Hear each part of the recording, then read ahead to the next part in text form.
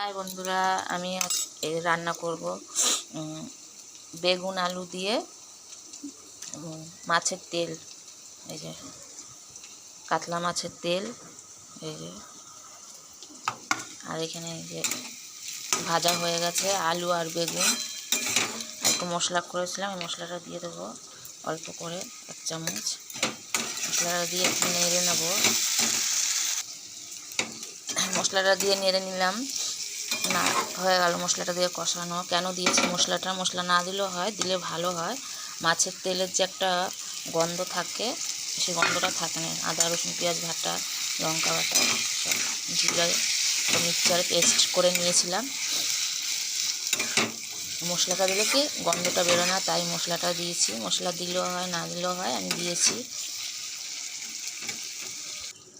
এরকম আমার মাছের তেল রান্না হয়ে গেল। খুব ভালো লাগে বেগুন আলু দিয়ে মাছের তেল খেতে, দারুণ খেতে, খুব টেস্টি হবে। দেখ, খেতে খুব টেস্টি হবে মাছের তেল,